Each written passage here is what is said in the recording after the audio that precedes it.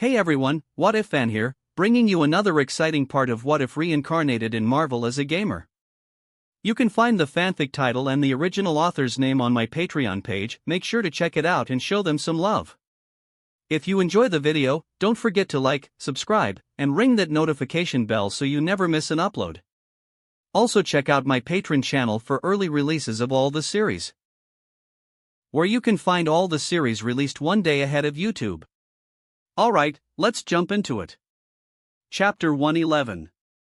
With the preparations ready for Loki, I changed my focus back to my crafting. This time, however, I was doing that on Earth, as to avoid Loki pulling a fast one on me. While most of the preparations were ready for his eventual move, the golems, the most essential part of the plan, were no ready.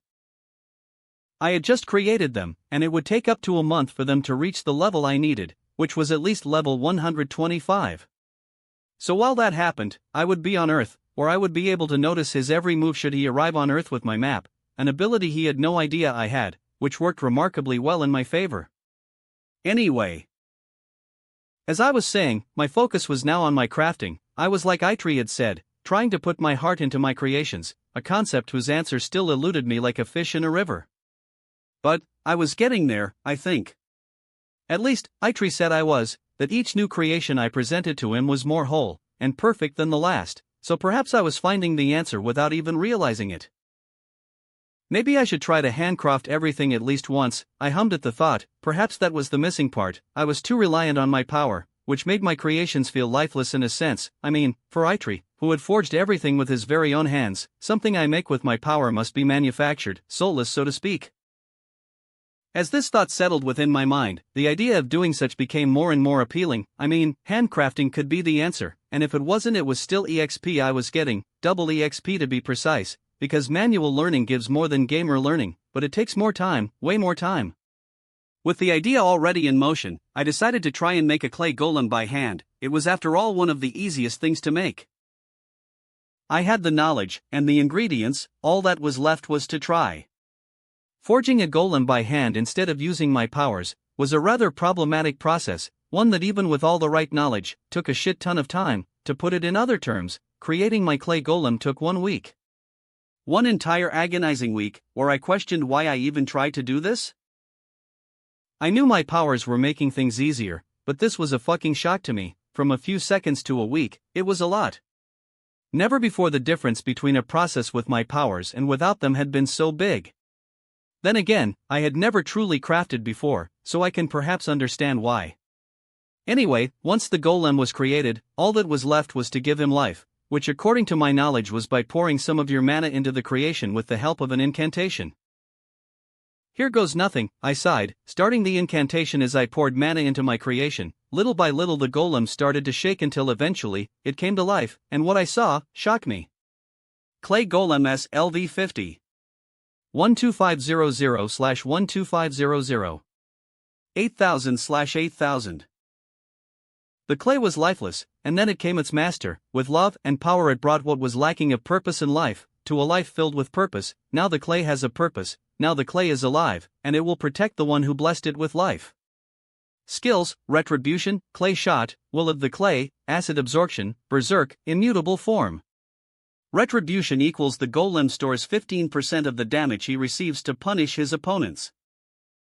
Clay Shot equals using his mana. The golem creates more clay to shoot at his opponents. It can shoot up to 10 clay shots at the same time. Will of the Clay equals the golem burns all his mana to create 4 identical clones of itself that deal 50% of his damage, but have the same resistance and HP the golem has. Acid Absorption: whenever the golem is subjected to acid damage, it takes no damage and instead regains HP equal to the acid damage that was supposed to attack it. Berserk: when the golem's HP drops to below the 50% mark, the golem gets a boost of 75% movement speed and damage. Immutable Form: the golem is immune to any spell or effect that would alter its form. First of all, the golem had started way higher than the first clay golem I had created. Second, it had more skills, and seemed stronger all in all. Was this the reward for crafting the beast by hand? I suppose the question now is, quality or quantity? Ha, I laughed, how stupid, why pick one, when I can have both? After all, the purpose of my golems was to help me level up, meaning manufacturing them was still a green-lighted project, but on the side, I would most certainly make some handmade golems, as an elite squad of sorts. Loki Odinson POV. Defeated by a mortal, how humiliating. The worst part was, he had barely put any effort into our fight. He handled me like a child, 2 hits, and I was down for the count, and to make the matters worse, Father scolded me. Then Thor warned me of his human brother, his words still echoed in my head. Memory. Thor walked to me and without a word slapped me. I warn you, Loki, don't bring his daughters into your petty vendettas. He is not me, he is not father, he will kill you. I smiled, and that would make you happy, right, brother? I asked with a sneer. No, Thor replied, his tone going somewhat soft, and is because of that I am here, to warn you, whatever you have against Alex, put it aside, or focus on only him. For Odin's beard, if you want to focus on someone, do it on me, but leave his children alone, don't invoke his ire, Loki, or you will die. I wanted to scream at him. I remember that I wanted to tell him no mortal was my match, but the results of our encounter proved I wasn't a match for him, so I turned around and walked away.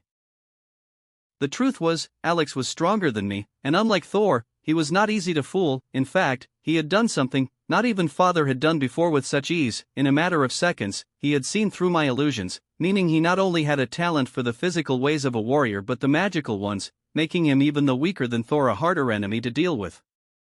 That of course only meant one thing, and that was that I had to prepare. He had defeated me once, and that would be his last accomplishment in life. For the next time we faced, I would be ready to kill him, with my most ingenious scheme. Chapter 112. It had taken me over 2 months since the Loki incident, but I had finally reached the crafting level necessary to start manufacturing clay golems with a magical building within my territory. This meant, soon I would start leveling considerably faster. It also meant, the more Loki took to attack once again, the more dead he would be. After all, an army of disposable soldiers solves many things. Anywho. The clay golem factory was the first building on the list I now had the ability to craft. This little factory could create 1 golem every 3 hours, making a total of 8 golems a day.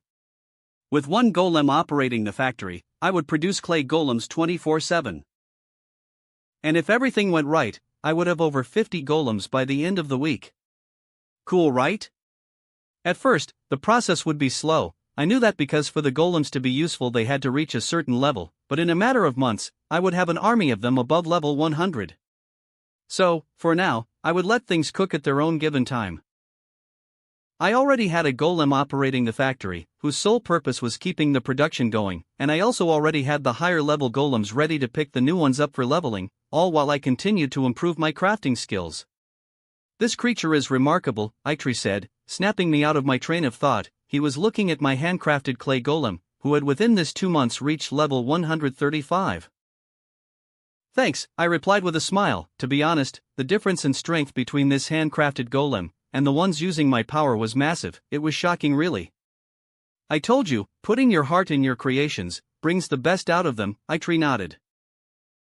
In a way, he was right, though his preferred method took time, a ton of time. Crafting a single clay golem by hand had taken me way too long, and this type of golem was the easiest to craft. A rock golem, the new one on the list, could take up to a month to craft my hand. I don't even want to check how long would it take to craft a metal golem or something beyond that. He even seems responsive, Eitri complimented, handing my golem some clay, who in turn looked at the clay with mild curiosity before looking at Eitri. Way too responsive, for Boar's sake, he's not a simple golem. How could I not notice this before? He was right, because 2 weeks after Clay's birth, I had discovered the difference between golems and that handcrafted golems were more alive, so to speak. They were still loyal servants but had a level of awareness vastly superior to the gamer-produced ones. It was a weird feeling. I mean, when I decided to create an army of them, I expected mindless beasts, not that. I guess for the most part one was right. After all, only the special ones have a mind of their own to a limited extent, that is. That caught me by surprise, not gonna lie, I sighed, looking at Clay, who simply tilted his head meeting gaze. You are truly a gifted individual. Do you have any idea how hard it is to create a sentient magical construct of this level? Eitri looked at me with a shocked look. And to think you did this without even knowing. Living constructs are better, for their potential is technically limitless. Limitless? I asked. Yes. Eitri grinned. Unlike a sword, or a soulless golem, these types of constructs evolve, they learn, they adapt, and they overcome because they are like us, always learning with each passing second. For Odin's beard, Clay here is stronger and better than he was a few seconds ago. Do you have any idea what marvelous thing you have created? Have you truly not noticed the changes since its creation? Soulless, hold on a minute, Clay was truly alive? But how? My powers said nothing of the sort. Rewind a bit, he's alive, as in, he has a soul? I asked, looking at Clay, who waved at me with a smile. Yes, but not like you and I. Well, he is, but not entirely. You see, when one creates a golem, there is a magical toll to pay for its creation. The question is, what are you paying? Eitri replied with an excited grin. Well, you are paying for the creation of life, quite literally, because when you poured your mana into the clay, you created a spirit, a brand new spirit, an elemental, a soul to inhabit the golem and be one with it. Where was that disclosed to me? Did I forget to read a book or something? So Clay here has a soul, I sighed, looking at Clay, who once again waved at me. A newborn elemental spirit, Eitri corrected, which is kinda like a soul, but is not. Any concerns about a possible rebellion? I asked, and before I could dwell on that thought, Eitri started to laugh. Oh dear, no, elementals are stubbornly loyal and very territorial. They live to protect the source of their life, like many natural elementals do. For Clay, you are in a way Mother Nature, and you need to be protected at all costs. Eitri chuckled, patting Clay on the back. Well, I guess I learned something new today, I sighed. I was not expecting this to get so out of hand. Clay will continue to evolve, and serve you for as long as you live, Eitri added. Use it well. Elemental golems, also known as living constructs, are creatures capable of intelligent thought and critical thinking. While vastly different than other life forms, they share a lot of things with humans. Elemental golems have no gender, meaning they can't reproduce, so they have to be created. So far, only 2 ways have been recorded detailing their creation. 1. Created by the hand of a powerful mage.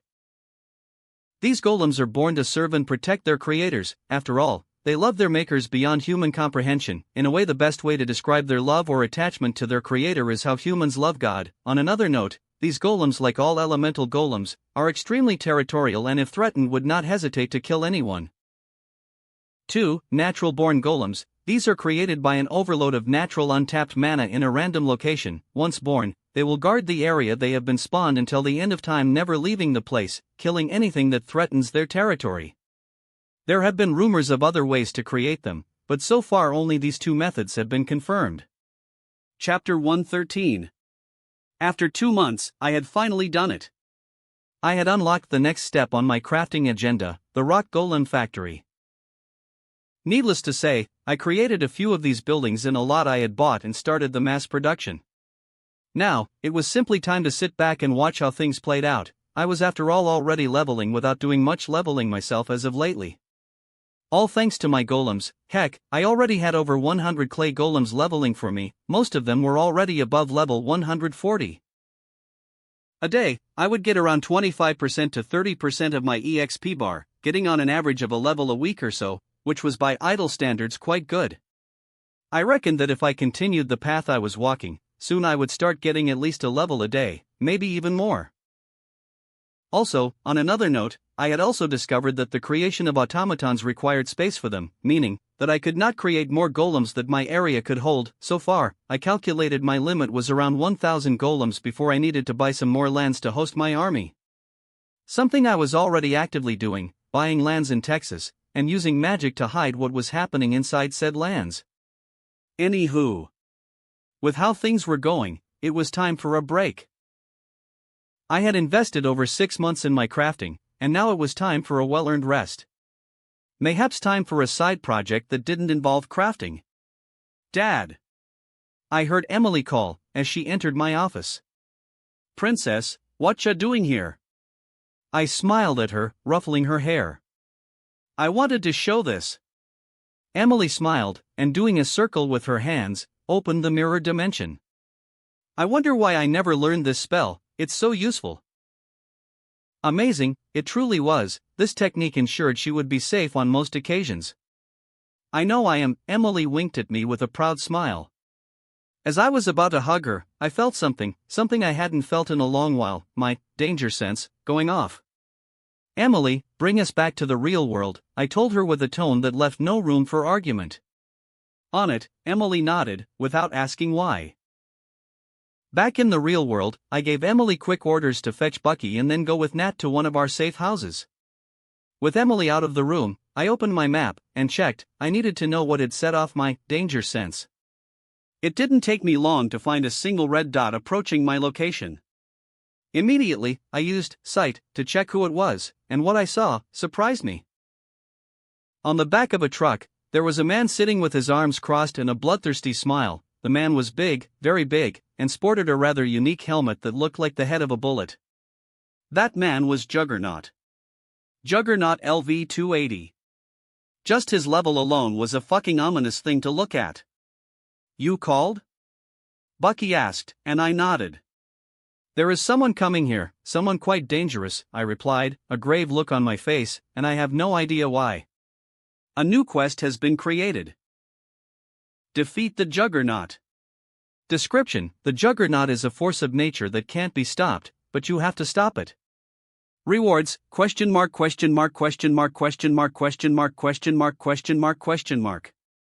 Failure equals death.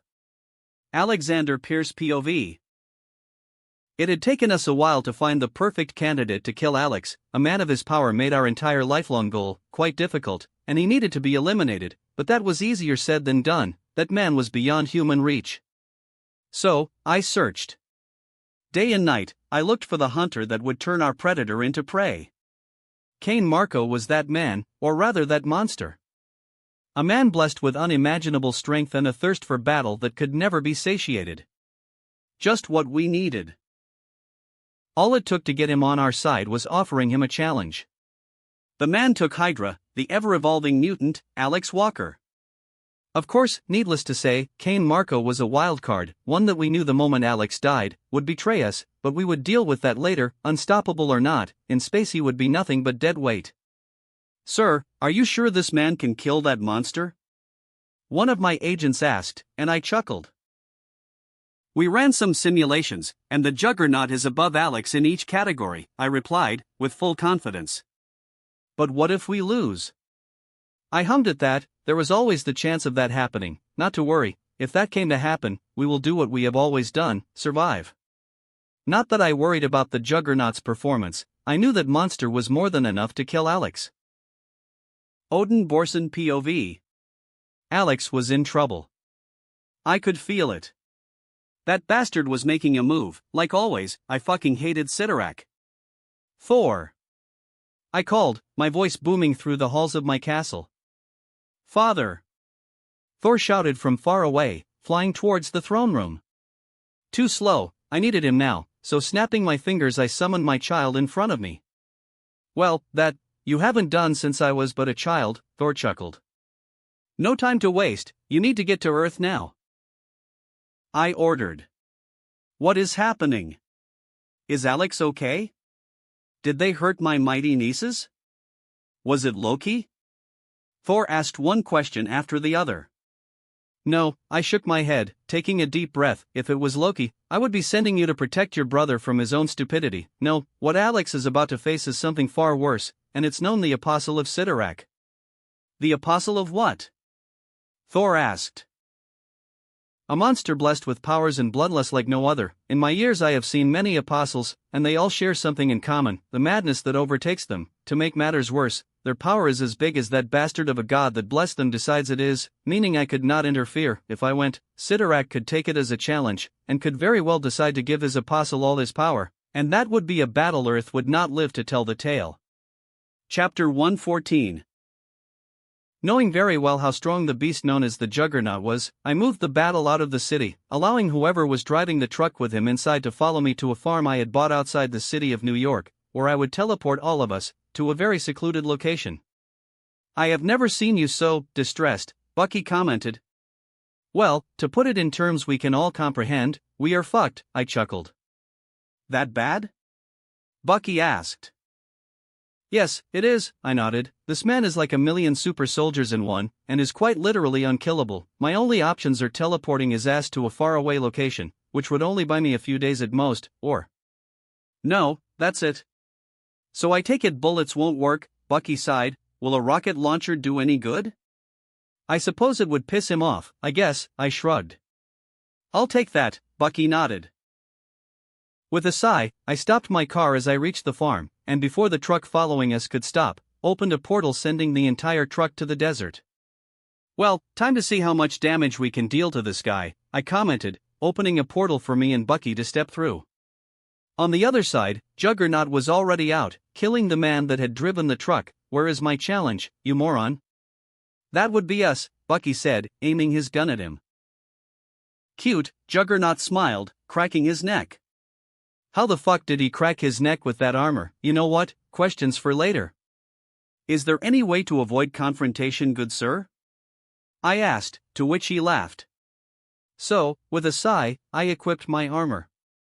Soon after this, the behemoth began to march aggressively toward me, so I did what anyone in my position would have done, and blasted the beast with my most powerful spell. However, this did nothing, not even a single scratch was on him. A spell that would hurt Thor did nothing to him, just great. For Asgard! I heard someone shout, followed by a hammer blasting Juggernaut out of track. Thor? I chuckled, as he descended to the ground. Thor nodded. Can Goldilocks here beat him? Bucky asked, ignoring Thor for a moment. Not sure, but with him on our side, our chances are significantly better, I replied. Not sure? Thor gasped, you good sir, hurt my feelings. I'll take you to Disneyland later, now help me kick his ass, I snorted. You better buy a hat for my hammer, Thor smiled, calling his hammer back to him. More toys to break? Juggernaut laughed, walking towards us, again showing no injury. You shall be the one to be defeated, Thor declared, with a confident smile. The battle erupted, with Thor taking the main offensive, being the only one truly able to push the beast back a bit. Meanwhile, I was thinking of a strategy. If the battle continued like it was going, we would lose. Juggernaut never tired, it was a part of his stupidly broken power, meaning he would outlast all of us if things continued the way they were. Don't think I forgot about you. Juggernaut roared in delight, punching Thor a few miles away, as he ran towards me. Move! Bucky shouted, shooting a few grenades at the behemoth trying to slow him down. Level up! Ignoring the notification, I jumped above the beast avoiding his charge, as I opened a portal to an active volcano behind, bathing him in lava. This tickles. Juggernaut cackled, charging at me once again, this time, twice as fast. Juggernaut LV-318. Did he level up? No, his power increased all of the sudden. Was he perhaps the version of Juggernaut whose power is regulated by a god? Clearing my head, I made an attempt to dodge his attack, however this time, I had no time to react as I found myself violently attacked by a mountain of muscle that knocked the wind out of me, sending my body flying like a ragdoll. Eat this! Thor roared, blasting Juggernaut with the clap of thunder, as I fell into the ground with a loud thud. Alex! Bucky called, running towards me. Struggling to move, I stood up. Before my body gave in and vomited some blood. The damage would take a few seconds to heal with my insane regeneration, but still, the fact that monster had punched me so hard my armor even after mitigating 80% of the damage had left me in this situation was enough to show how much of a threat he was. I'm fine, I reassured Bucky, who gave me a look that said, yeah, don't think so pal. Nothing we do hurts him, Bucky hissed. I have shot at the bastard with every weapon I have, and nothing happens. Even Goldilocks there is losing more and more ground. A few seconds ago, he was matching the bastard, now? He is being overwhelmed. Stay down! Thor roared, blood running down his mouth as he slammed Juggernaut with his hammer with all his strength. The one getting trained here is you. Now sit, boy. Juggernaut cackled, punching Thor to his knees, then out of the way, sending Thor flying with a trail of blood behind him. 5 minutes in, and we were losing badly. Fuck this, it was time to regroup.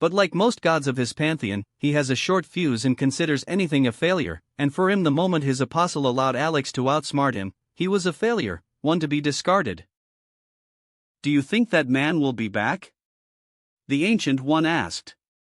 No, Sidorak is not one to give second chances to his apostles, I replied. Good had that not worked, I would have been forced to intervene, the Ancient One sighed. Dormammu would have loved the company, and unstoppable or not, a simple apostle is no match for a god on his domain. Ha, mayhaps, I laughed. Though, Sidorak is a sore loser, just to face Dormammu he would have given his minion all of his power.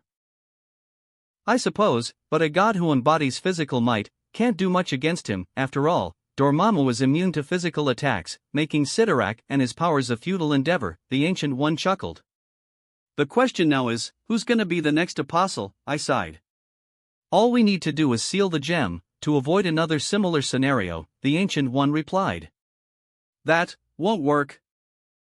The gem is Sidorak's anchor to this dimension, and while without it, he can't bestow others with his power. The gem can't be sealed, I sighed. I had tried before, but it had been futile. Had I not sealed Hela, I would be able to seal the gem, but with the power I had right now, it was far beyond my powers. Then, how about we put it somewhere where no one can find it? A planet without life, for example? The Ancient One suggested. A good idea indeed, that just might work. Without life, Sidorak would be rendered useless. At least for a while. After a few thousand years or so, Sidorak would notice no one had come to him for power and created another gem and hurled the gem to an inhabited planet. It could work, at least momentarily, I nodded. Better than having another juggernaut, the Ancient One smiled. Yes, I admitted with a smile of my own. Chapter 116. Fighting Juggernaut had taught me a valuable lesson. Things could and would turn unpredictable one way or another. Thor, my strongest ally, had in a matter of minutes started to lose the battle against the avatar of Sidorak. I had only won because Juggernaut was basically mentally disabled, and outthinking him had been quite an easy task once I realized that. But, what if the next avatar of Sidorak was a bit more intelligent? If I was like I was now, I would most certainly die. I needed to get stronger, but how? Defeating Juggernaut had given a lot of power, but even then, I was still too short to match the likes of him, the likes of Thanos, and those were low-level players in the great scheme of things if they represented a threat. Beings like Null were so far out of my current reach I might as well beg for mercy. Crafting would no longer do. If I wanted to become stronger, I needed something else, something extra. With that in mind, I commissioned a few things with Eitri, who at first was reluctant to help me, mostly because of how outrageous my commissions were. But, with the help of Odin, and a few very compelling points, he accepted. To which I was immensely glad. Anyway. In the end, Eitri had accepted to craft two things for me: one, a weapon for me to wield which I desperately needed, which Thor had offered to pay for, and two, a destroyer factory. Out of the two things I had asked, the destroyer factory Eitri would create for me was the hardest thing to get, because of the implications this brought in the larger picture, but eventually, both kings accepted under the condition I would use my own metal to craft the destroyers, meaning no URU for me. I was completely fine with that agreement. I had all the adamantium one could ask for, and would soon find some vibranium to add to the mix. Needless to say, I would not get my vibranium from Wakanda. I would get it from the source. From the place the meteor that had struck Wakanda had come from. How would I do that? By tapping into the space stone. If my suspicions were correct, connecting my powers to the space stone would expand my map to all in existence, for everything existed within a given space. Then from there, it would only be a matter of finding the birthplace of the vibranium, which I was confident would be remarkably easy after I had my map updated to the entire universe. All I currently needed were 3 levels. Stats. Name equals Alex Walker. Title equals The Gamer. Occupation equals Crafter. Level equals 217.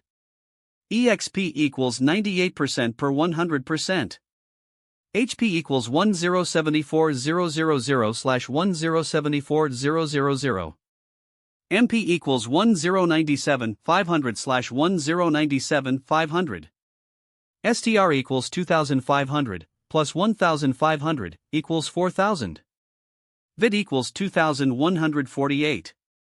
Def equals 1899. Dex equals 1875. Int equals 2195. Sha equals 756. Wis equals 700. Will equals 1400. Per equals 1289. Luck equals 469. Stat points equals 550. Money, $14,548,142,752. The required level to use the space stone was 220, meaning I was remarkably close. Meaning that for now, I would focus only on getting those 3 levels alongside my golems, which if I pushed it through would get by the end of the week or so. Brother! Thor shouted, bursting into my office through the ceiling once again. Thor, what have we talked about? I sighed, rubbing my temples. Not to break anything in your house? Thor asked, and I nodded. So, why did you not use the door? I asked, pointing at the perfectly usable door. Well, this is technically not your house. So, gray areas and such, Thor replied with an innocent smile. Never mind, I am wasting my time. He would never learn how to stop breaking stuff. I can't fix what he has learned in 1500 years, so, what are you doing here? I asked, already imagining my construction company wondering why my ceiling had a hole and burnt marks all around it. They'd probably think I am crazy or something. Well, I wanted to ask you, what weapon do you fancy? What weapon do I fancy? Well, ain't that a good question? To be honest, I have no idea, I replied, scratching my head at the thought. What weapon would go well with my fighting style? A sword? No, I sucked at them. Perhaps a whip? Maybe. Whips are known for generating many times more force than the user can generate, so it could be a good idea. A whip maybe? A whip? Thor tilted his head, humming, maybe, and just like that he was gone as Heimdall opened the bridge for him, in my office. Bye. I sighed, looking at the markings on the floor. Now my construction company was going to think I was satanic or something. Alexander Pierce, Hydra POV. Our plan had failed. Terribly, may I add. Alex had countered our weapons by capitalizing on his stupidity. And had once again delayed our plans a few decades, but not to worry, eventually, he would fall. Start the next operation, the Wolverine, I ordered one of my agents as I walked to my office. Yes, sir, we find the mutant as fast as possible. Wolverine, while weaker than Juggernaut, was vastly more intelligent and immortal. With a few added modifications he would prove a valuable asset to our cause, eliminating Alex Walker. You will not, a voice said, followed by the sound of a loud thud, as if a bowling ball had fallen into the ground, but unlike a bowling ball, this sounded soggier. Immediately I turned around, to find not only the agent I had just talked to death on the floor, his head decapitated, but everyone else in the base. The once white and black room coated with blood and other body parts, painting a bloody work of art. In front of me stood a woman, around 20 or so years old, smiling at me in a sweet yet terrifying manner. Who are you? I asked, and she giggled. Who are you? Why are you doing this? Blah blah, they always ask the same questions, the wrong ones, the woman sighed, seemingly disappointed with what I had just said. What is the right question then? I asked, buying as much time as possible, as I slowly reached for my gun. Well, that's a new one, the woman giggled once again, taking a seat on a blood-coated chair, index finger pressing to her lips as she hummed, well, I guess it would be, what did you do to become my enemy? I don't know you, I replied. Had we perhaps attacked her family, it could be, it was plausible enough. Oh, but you do, the woman replied, not like this though, but you do know me, and well, you have been a very, very naughty man. Finally reaching my weapon, I aimed at her, but my own body stopped. What? I mumbled, my body paralyzed by some sort of invisible force. What? The woman mocked, oh you silly goose, she booped my nose with her blood-covered finger in a lively manner. The moment you saw my face, you achieved absolute death, there is no point in fighting it. Hydra will stand once again, you kill one head. All of the sudden, I couldn't speak. I know, Hydra and their mythos, boring. The woman rolled her eyes. The thing is, there are no more necks for a single head to grow. She grinned, sending a shiver down my spine. It took some time, but I killed every single last survivor. Impossible. Once again, I could talk. It appeared the woman was controlling my body with some sort of power. If only I could put her a mutant suppressant collar, we would get a valuable asset against that man, but unfortunately she killed everyone. Impossible? The woman snorted. You guys only had 2 bases, that's basically a snack for me, nothing like the old days, hundreds of bases, she giggled. Walker walked all about you. So you are his ally? I scoffed. When all of a sudden, I saw one of my agents move, there was a chance. More than that, the woman answered in a cryptically sweet manner. The little bastard was enjoying toying with me. Anywho, time to die, so, any last words? Yes, I smiled. Welcome to Hydra. As soon as I said this, the agent that had somehow survived put the collar on her, neutralizing her powers, effectively releasing me from her grasp. One survived? The woman muttered in panic. Good, she would soon learn to obey. I chuckled. It seems you got overconfident, little girl. Ha ha ha ha ha, she was laughing. You think I'm a mutant? Oh god, I wanted to play this charade a bit longer, but, look at you, all high and confident cuss of this collar? I looked at the woman, and took a step back, witnessing in terror how she destroyed the mutant suppressing collar with some sort of invisible force. Then, with her neck free of any restraint, she turned around and with a smile, eviscerated the last agent alive with a wave of her hand. I left him alive to make a point, you know? What point? I asked, my hands trembling. If you haven't got the point yet, she giggled, approaching me with a disappointed look. Well, there is no point in explaining it, and with that said, she killed me, ending Hydra once and for all, and leaving me with one question, just who the hell was her? Chapter 117. 3 days later, I had reached the level required to use the Infinity Stone that controlled the aspect of the universe known as space. I wasn't gonna lie. I was nervous. This was going to be a big step in my endgame. With it, power beyond my wildest dreams would be within the tip of my fingers. Okay, time to bring the stone out, I muttered to myself, opening my inventory. The Space Stone aspect of the universe. The Space Stone gives the user total power over space. Anyone holding the Space Stone with enough power can not only create portals from one part of the universe to another but bend space itself. Recommended level, 220. Item class, Legendary Unique. Currently, the Space Stone is trapped within the Tesseract. Here goes nothing. Taking a deep breath, I cracked the Tesseract open, revealing the stone in all its glory. The stone was relatively small, but even with its fragile look, I could feel the density of the power it emanated. Do you wish to equip the Space Stone? Yes/no. Click. For more information. Wait, what? Shocked at the revelation I could equip the Space Stone, I opened the tab for more information. The Infinity Stones. The aspects of the universe. At the dawn of the universe, there was nothing. Then, with a boom, the Big Bang sent 6 elemental crystals hurtling across the virgin universe. These Infinity Stones each control an essential aspect of existence: space, reality, power, soul, mind, and time. Together these aspects give the user almighty powers, but to use all 6 of the stones, the user requires power to control the cosmic radiation these elemental stones generate. 1 stone equals level 220. 2 stones equals level 300. 3 stones equals level 390. 4 stones equals level 450. 5 stones equals level 500. 6 stones equals level 550. Using more than 1 stone without the required level can result in death or permanent injuries, so it's recommended for the aspiring user to be the level required, or close at the very least. Once you have the required level, and one of the 6 aspects, then it's time to equip the stone. You might be wondering, how does this work? Well, by accessing your inventory, you can equip the stone as an accessory to yourself, keeping the stone within the deeps of your pocket dimension, but with access to its power. Word of advice, this equipping system only works if you already have the required level for use. I can equip the Space Stone and not have it on the outside?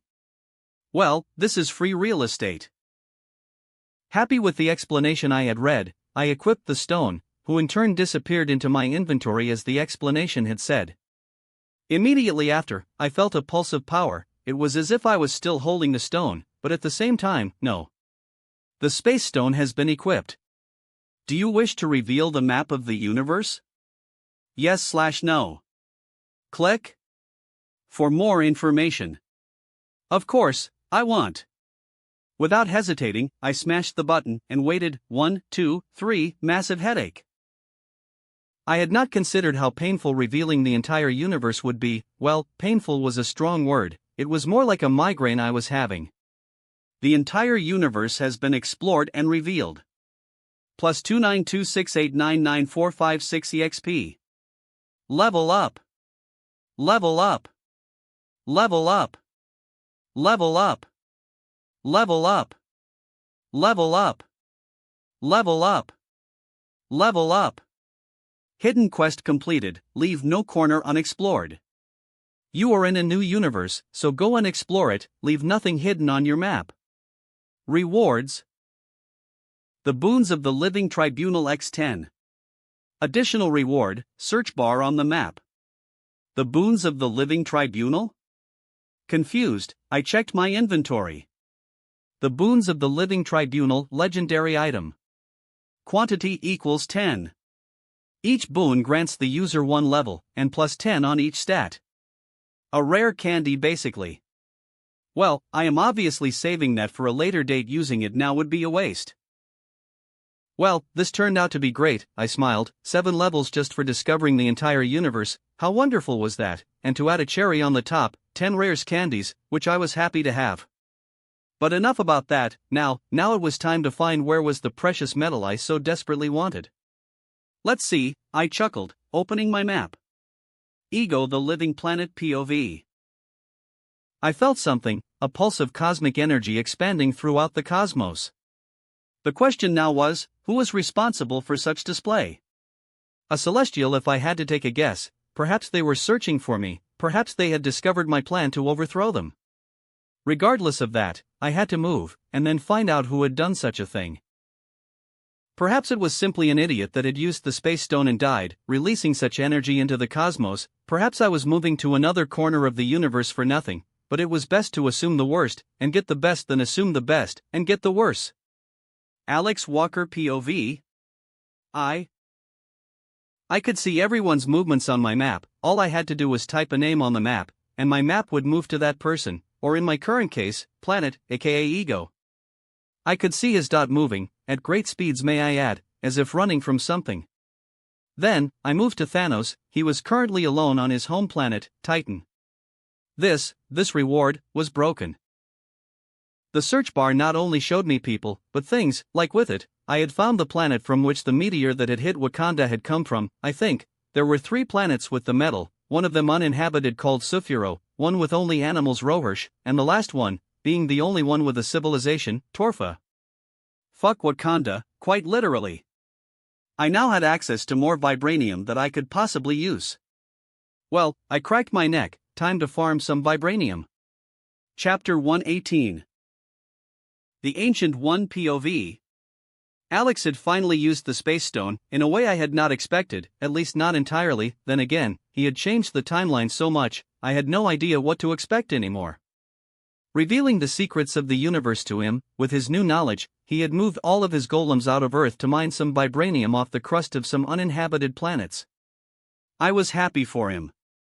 He was slowly but surely becoming stronger and more resourceful. The question now was, how long would it be before he asked me for the time stone? I hummed at that thought, watching through the window in my office as Emily bested his peers in everything. I smiled at the sight. Emily was truly a prodigy. In fact, she would probably be the best sorceress of her time, only second to Doctor Strange. Back to the time stone. I suppose soon enough you will come to ask me for the stone. A momentary loan, I am sure. Especially since his power connects so well with the Infinity Stones, that it almost seems like he was made to wield them. 1 second using the Space Stone, and he had uncovered the entire cosmos. Perhaps with the Time Stone, he would uncover the mysteries of the past, or something else, who knows? Oh, I muttered, getting a brief vision about Alex's arrival. He's coming already, how fun. I chuckled. 3, 2, 1. Hi, Mr. Walker, I greeted as the portal opened in my office. This portal, unlike the ones we the master of the mystical arts use, was blue, and was charged with cosmic power. It seems Mr. Walker was learning how to use the space stone quite adequately, if I say so myself. Hi, Alex replied in kind, with his usual smile. Is there anything I can do for you? I asked, with a knowing smile, mostly because it annoyed him. You already know, Alex rolled his eyes, taking a seat. I do? I gasped with a playful smile. You enjoy this? Alex sighed, returning the smile. I have no idea what you mean, I chuckled. Okay then, I want you to lend me, emphasis on the lending part, the time stone, for a few minutes or so, and there it is. It took him a week to ask me for the stone. Frankly, I expected this conversation a few hours after he used the space stone. I hummed, pretending to think about it, sure. But only for a few seconds. I winked at him eventually, summoning the Eye of Agamotto to the office. Alex beamed at my response, tackling me into a hug. Mr. Walker, please behave, I am 50 times your age, I teased him with a sigh. You are way too playful today, Alex laughed, breaking the hug. Well, what can I say, you bring the child in me, I smiled at him, handing him the stone. Thanks. Alex smiled. Be quick, the last thing I need is others finding out I basically gave that, which we are supposed to protect from everyone, I smiled, as he studied the stone with a scrutinizing look on his face. This won't be long, a minute at most, Alex replied, holding the stone in his right hand before it disappeared. Alex Walker POV. After sending the majority of my golems to mine the vibranium and sulfuro, I decided to test a theory out.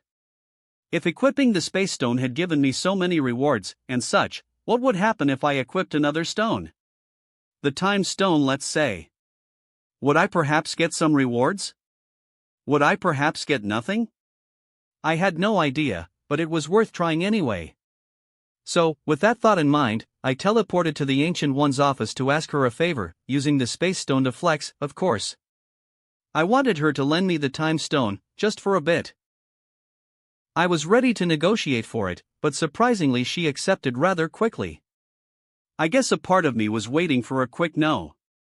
Which was stupid now that I think about it, she had after all offered the stone before.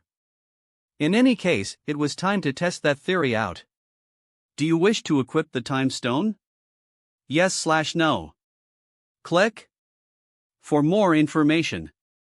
With a smile, I smashed the yes option. The time stone has been equipped. Do you wish to reveal the history of the universe? Yes/no. Click. For more information. Don't mind if I do. Library/gallery unlocked. The entire history of the universe has been added to your library/gallery. Plus 99289994777 EXP. Level up. Level up. Level up. Level up. Level up. Level up. Level up. Level up. Level up. Level up. Hidden quest completed. A true scholar never rests. Knowledge is power, and you need power to survive. So, seek the knowledge hidden in the past. For there lays the answers to your questions. Rewards. The Boons of the Living Tribunal X10. Additional reward, Time Walking Dungeons. The Boons of the Living Tribunal again, well ain't that a treat. Quest completed, The Secrets of the Cosmos. And the Predators that Lurk Within. Description, you alone know what is to come, but what can you do about it? How can a man prepare if he doesn't know how strong his enemy is? Well, the answer is simple. To prepare you must reach the skies, and find what you can about the threats that will hold the universe to its knees. Objective, investigate in the ever-expanding universe about the predators that lurk in the cosmos. Some of them are free, others are imprisoned, but all are very much alive and waiting for the time to strike. Investigate about Hela 100/100%. Investigate about Thanos 100/100%. Investigate about Null 100/100%. Investigate about Kong 100/100%. Investigate about Mephisto 100/100%. Investigate about Galactus 100/100%. Rewards, Fragment of the Cosmos. Fragment of the Cosmos? What the hell is that? Confused, I opened my inventory. Fragment of the Cosmos, legendary crafting item. A piece of what was before the bang, elemental like the 6 aspects of the universe, but hollow lacking a purpose. This can be used for crafting. That sounds like something I might want to add to my weapon. Chapter 119. Stats. Name equals Alex Walker. Title equals The Gamer. Occupation equals Crafter. Level equals 238. EXP equals 15% per 100%. HP equals 1084000/1084000. MP equals 1/107/500/1/107/500. STR equals 2520 plus 1512 equals 4032. VID equals 2168. Def equals 1919. Dex equals 1895. Int equals 2215. Shot equals 780. Wis equals 720. Will equals 1420. Per equals 1305. Luck equals 480. Stat points equals 750. Money, $14,148,142,752. I gave the time stone back to the Ancient One, already done with what I had needed it in the first place. I couldn't help but smile. In the span of a week, I had gained 18 levels. By just equipping 2 Infinity Stones. It was clear what I had to do next. I had to find the next stone to equip. The Mind Stone according to my universal map was with Thanos. Meaning that stone was currently a hard no. The Reality Stone was nowhere to be found. The Soul Stone, well, I was not willing to pay the price. Which left only one stone for the taking, the Power Stone located in Morag. It seems I would be stealing the stone before Quill. How sad, and by sad I mean terribly great. Thanks, I thanked the Ancient One, who simply smiled at me. Nothing to thank me for, Mr. Walker, the Ancient One smiled, I just happy to help a friend. I looked at her, images of Dormammu flashing before my eyes as I came to the resolution that I would help her, that I would recover her soul, one way or another, as thanks to all she has done for me, for Emily, for us. See ya later, I waved at her one last time, opening the portal to Morag. As soon I stepped into the portal to Morag, instead of finding something solid to step on, I found falling into the sea with a loud splash. Most in this situation would have tried to swim into the surface, but for a moment I did nothing but allow the sea to drag me into the abyss. I was processing the fact I had committed a big stupid mistake. I mean, I had access to basically all knowledge about all planets, and I had still failed to check what was I to expect on the planet. In other circumstances such a mistake could very well be lethal. Finally, over my own stupidity, I let out of breath under the dark sea of Morag and used my telekinesis to fly out of the deep sea, as I opened my map to get some information about the planet. Something I should have done a few minutes ago. Oh well. Morag X78. Morag is an oceanic planet located in the Andromeda Galaxy at the eclipsing binary star M31 VJ00443799 plus 4129236. Most of the current inhabitants of this planet are rodent-like creatures and aquatic crocodile-like creatures in one of the early stages of evolution. History: thousands of years ago, Morag was the home of an advanced and flourishing civilization that was wiped out by a global catastrophe.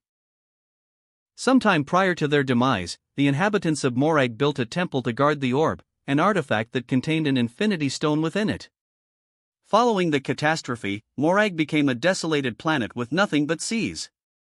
However, every 300 years, the sea lowers just enough and the temple is made accessible. Many call this planet simply Morag, but in reality, its real name is Morag X78 as it's the 78th planet with Morag as a name. The other 77 planets that share the same name are currently desolated from all life. That explains the water, I chuckled. RRR. A growl?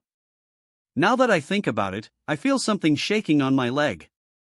Following the sound, and the shaking sensation, I found a shark-sized animal that looked like a crocodile biting my leg, and I'll be honest, I wasn't sure how to react.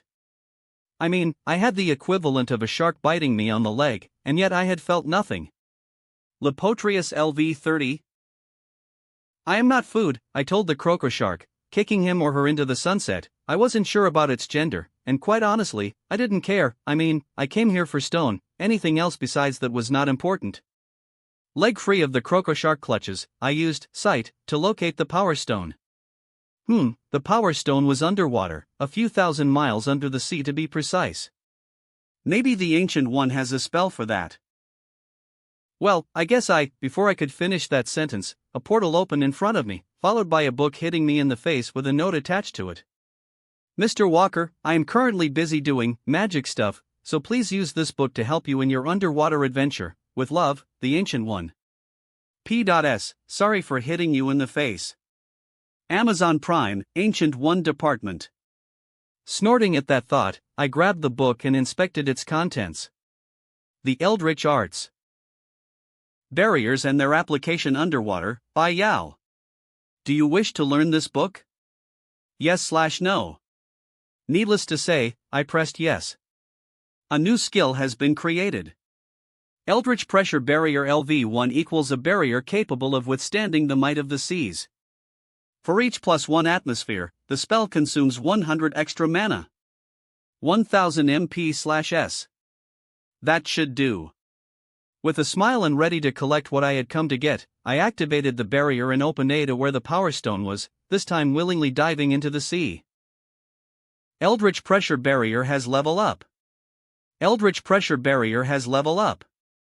Eldritch Pressure Barrier has level up. Eldritch Pressure Barrier has level up. Eldritch Pressure Barrier has level up. Eldritch Pressure Barrier has level up. The moment I stepped into the temple, the skill I had just learned had started to level up non-stop. It was annoying, really. All I could see were notifications about the damn skill leveling one. Eldritch Pressure Barrier has level up. Eldritch Pressure Barrier has level up. Eldritch Pressure Barrier has level up. God damn it, I can't see. I cursed, the notifications and the lack of light in the place making my mission harder than it had to be. Eldritch Pressure Barrier has level up. Eldritch Pressure Barrier has level up. Eldritch Pressure Barrier has level up. I guess on some level I understood why the skill was getting so many levels. I mean, the pressure here was so big that it was 2,500 times bigger than the pressure on Earth. Eldritch Pressure Barrier has level up. Eldritch Pressure Barrier has level up. Eldritch Pressure Barrier has level up. Thankfully, I had enough mana to sustain the spell almost indefinitely. Eldritch Pressure Barrier has level up. Fuck this. Tired of the notification parade. I created a ball of pure eldritch energy illuminating the entire temple, finally locating the orb holding the stone. Eldritch Pressure Barrier has level up. Why didn't I just do that from the very beginning? I guess the notifications triggered me before I could think. I'll go with that. Eldritch Pressure Barrier has level up. Using my telekinesis, I grabbed the orb, and Eldritch Pressure Barrier has level up, opened a portal to the surface. Chapter 120. The Power Stone. Legendary item. Aspect of the universe equals power. The Power Stone represents the aspect of power of the universe. When used, it increases the user's physical abilities, allowing the user to manipulate energy, which, when used at full potential, has enough power to obliterate an entire planet when unleashed. Warning. Unlike the other stones, this one consumes energy when equipped, and will continue to consume energy for as long as the user has it equipped, be it mana, cosmic energy, or other. Should the user have no energy to supply, the stone will consume HP. Recommended level equals 220. A warning, what a novelty. Perhaps it's because of the stone's nature, but who cares? I mean, I had 2 infinity stones, and before the cannon even started, how wonderful was that? I would later see how big was the cost of having the stone. I guess it's time to equip it, I smiled. This last month had been wonderful for me. I guess in a way, I own Juggernaut a lot. Without his EXP reward, I would still be struggling on the high hundreds. Space Stone unequipped. Time to see the rewards on the Power Stone. Do you wish to equip the Time Stone? Yes/no. Click. For more information. I pressed yes. The Power Stone has been equipped. Do you wish to reveal the power ranking of the universe? Yes/no. Click. For more information. Power ranking, well, ain't that interesting? If this was what I thought it was, it would help me a ton. I mean, if this really showed me how strong my enemies were, then I would be able to prepare accordingly. So, without further ado, I pressed yes. Power ranking unlocked. The ladder of the cosmos has been revealed. Plus 997899977 EXP. Level up. Level up. Level up. Level up. Level up. Level up. Level up. Level up. Level up. Level up. Holy fuck, more levels, yay! Hidden quest completed. No one shall escape my sight. Levels represent the power of an individual, and you have the eye to see their true strength, so leave no one out of your sight. Find everyone's level. Rewards, the boons of the Living Tribunal X10. Additional reward, True Observe. True Observe? I already have something like that, unless this is an upgrade of sorts. Let's check that. True Observe LV Max equals this skill allows the user to quickly gather information about the enemy with a simple glance. Nothing escapes your powerful sight. Not much to go by. Perhaps I need to use it to see how it works. Time to visit the Ancient One. But first, let's see how much mana does the stone consumes anyways. I mean, it did have a warning. HP equals 100,000/1 100,000. MP equals 1000/500/1 190/500. 1% of my mana per second, when equipped. Not bad, considering I regen exactly the same per second. The real question is, how much mana would it consume when in real use? I'll find out later. For now, time to check what True Observe means. I opened a portal to the Ancient One, who upon my arrival sighed. Am I bothering? I asked her. Not more than usual, she replied with a small chuckle. So, in what can I be of assistance, Mr. Walker? Time to see how this power works. The Ancient One LV219. Previous name equals Yao. Age equals 681 years old. Biological age equals 29 years old. Gender equals female. The Ancient One, previously known as Yao, is currently the Sorcerer Supreme of Earth as well as the leader of the Masters of the Mystic Arts. For centuries, the Ancient One has dedicated her life to protecting the Earth from mystical threats and to helping others in need by educating them in the magical arts to give them new hope. Relationship equals she finds you indispensable for Earth's safety and has plans in motion to protect you should it be needed. Heart's desire equals to be free of Dormammu's hold. Current thought equals she is wondering why you have come to visit her again and is worried it might be related to her vision.